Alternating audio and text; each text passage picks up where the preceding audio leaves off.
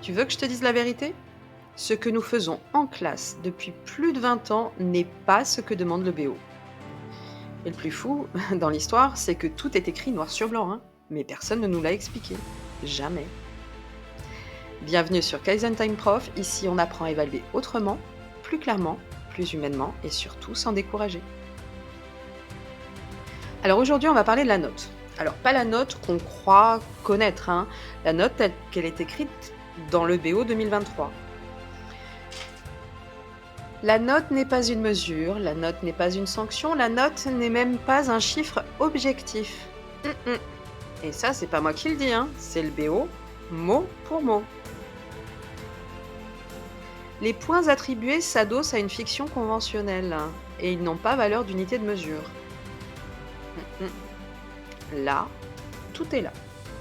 La note n'est pas une mesure scientifique. Elle ne mesure pas un niveau réel de l'élève.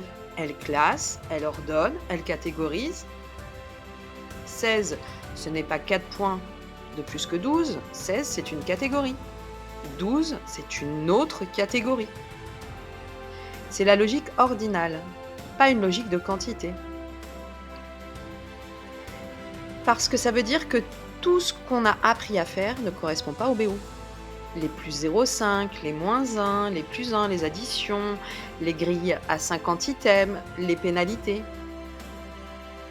On a transformé un outil qualitatif en tableau Excel. Et ça n'a jamais été sa fonction.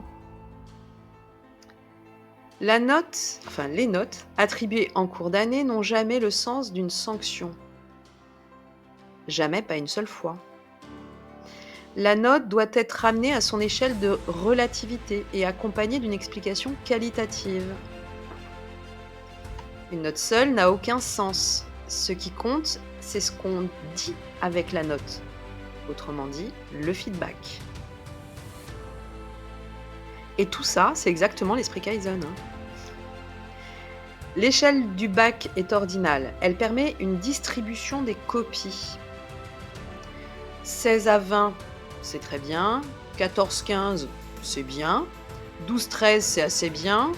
10-11, c'est admis. 8-9, c'est l'oral. Et 0 à 7, c'est à journée.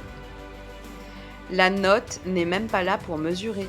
Elle est là pour catégoriser. Et les curseurs ne doivent pas être utilisés intégralement en classe. Ça aussi, on ne nous l'a jamais expliqué. Alors, qu'est-ce que tu peux arrêter de faire concrètement dès aujourd'hui? Déjà d'une, les grilles à 50 items. C'est trop flou, trop lourd et surtout pas demandé. Les barèmes comptables, plus 0,25, plus 0,5, moins 1, la note n'est pas une somme de points. Tu peux arrêter aussi les notes sanctions, interdites depuis toujours, écrit noir sur blanc. Et ce qu'on peut arrêter aussi, c'est de penser que la note dit tout. La note en soi n'explique rien. Un 14 chez un élève ne veut pas dire la même chose qu'un 14 chez un autre élève. La note, elle doit être accompagnée d'un retour clair. Ce que tu peux commencer à faire, c'est penser en catégories. 12, 16, 20.